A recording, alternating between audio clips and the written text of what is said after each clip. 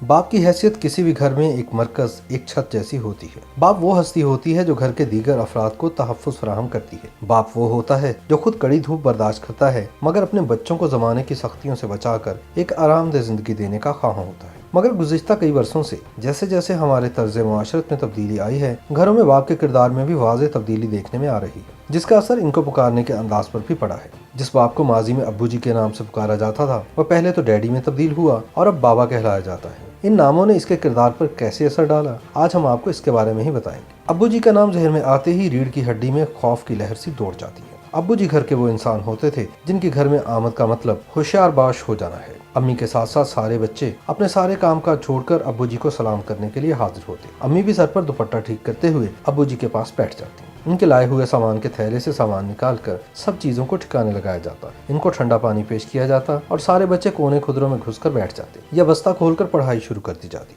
अब्बू जी के साथ बैठकर खाना खाते हुए भी तमाम उसूल और ज़वाबित का ख्याल रखा जाता। खाना खाते वक्त उंगलियां सालन में तर नहीं होनी चाहिए, प्लेट में चम्मच की आवाज नहीं आनी चाहिए। अब्बू जी को इम्तिहानात की रिपोर्ट कार्ड दिखाना और फिर इस पर इनके साइन लेना भी जुए शेर लाने के मुतरादिफ होता था। घर के हर बड़े छोटे काम की इजाजत अब्बू जी से लेना जरूरी होता था और अब्बू जी के जूतों की मार साल में एक बार किसी एक बच्चे को पड़ती थी, मगर इसका असर सारी जिंदगी के लिए होता था। जमाना बदला तो अब्बू जी भी डैडी में बदल गए और अम्मी जी मम्मी बन गई। यहाँ सिर्फ नाम ही नहीं बदला बल्कि पूरी शख्सियत ही बदल गई। अब डैडी वो शख्स है जो कि सिर्फ हुक्मरानी पर यकीन नहीं रखता बल्कि मुसावात का कायल है। डैडी घर के मामलात में एक तरफा तौर पर फैसले करने की बजाय मम्मी की राय को भी अहमियत देते थे और बच्चों के साथ भी मुशावरत के कायल थे और फैसला बाप भी मुशावरत से करते। वो औलाद के ऊपर हाकिम बनने की बजाय इनके दोस्त की हैसियत रखते थे और बराह रास्त जूता उतार कर मारने की बजाय बच्चों को अपनी सुलह सफाई का मौका भी जरूर देते थे। डैडी खाने पीने के मामले में भी नरमी का मुजाहरा करते थे और खाना पसंद न आने की सूरत में अब्बू जी की तरह प्लेट सहन में उछालने की बजाय नरमी से अपनी नापसंदीदगी का इजहार करते थे और मम्मी इनको कुछ और बना देती या वो कमी खाकर टेबल से उठ जाते थे। जमाने ने करवट ली तो डैडी बाबा में और मम्मी मामा में बदल गई। इस दौर में हकीकी मानों में मामा और बाबा की हैसियत सिर्फ औलाद की देखभाल करने वालों तक महदूद हो गई,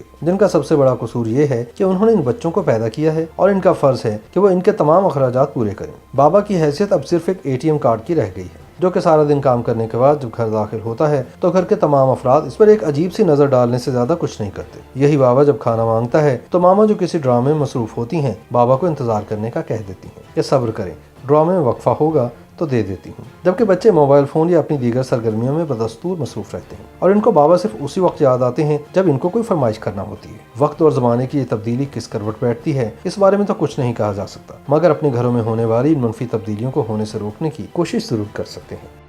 YouTube पर गूगली न्यूज देखने के लिए youtube.com की सर्च बार में गूगली न्यूज TV टाइप करें। गूगली न्यूज के पेज पर सुर्ख रंग के सब्सक्रिप्शन वाले बटन पर क्लिक करना ना भूलिए। YouTube पेज पर अपलोड होने वाली वीडियोस से बाखबर रहने के लिए बेल आइकन पर क्लिक कीजिए। आपको हर नई वीडियो के बारे में नोटिफिकेशन मौसूल हो जाएगा।